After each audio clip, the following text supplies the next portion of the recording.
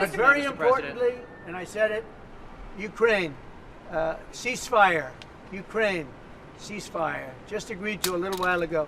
Now we have to go to Russia and hopefully President Putin will agree to that also, and we can get this show on the road. We can get this horrible war where 2,000-3,000 soldiers a week, every week, 2,000, 3,000, 4,000 sometimes. I get the reports. And they're not American soldiers. They're Ukrainian and they're Russian. But people are being killed outside of that. People are being killed in the cities as things explode throughout the cities. And we want to get that war over with. So I think it's a very big, I think it's a big difference between the last visit you saw at the Oval Office and this. So that's a total ceasefire. Ukraine has agreed to it, and hopefully Russia will agree to it. We're going to meet with them later on today and tomorrow, and hopefully we'll be able to wipe out a deal. But I think the ceasefire is very important.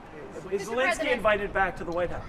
Sure, absolutely. Mr. President. Today we made an offer that the Ukrainians have accepted, which is to enter into a ceasefire and into immediate negotiations to end this conflict in a way that's enduring and sustainable and accounts for their interests, their security, their ability to prosper as a nation. I want to personally thank, we both want to thank the Kingdom of Saudi Arabia, His Majesty, for hosting us, for making this possible. They've been instrumental in this process, and we're very grateful to them for hosting us here today. And hopefully we'll take this offer now to the Russians. And we hope that they'll say yes, to peace. The ball's now in their court. And but again, the President's objective here is, number one, above everything else, he wants the war to end. And I think today Ukraine has taken a concrete step in that regard. We hope the Russians will reciprocate. The Ukrainian delegation today made something very clear, that they share President Trump's vision for peace. They share his determination to end the fighting, to end the killing, to end the tragic kind of meat grinder of people and national treasure that's happening on the front in Ukraine.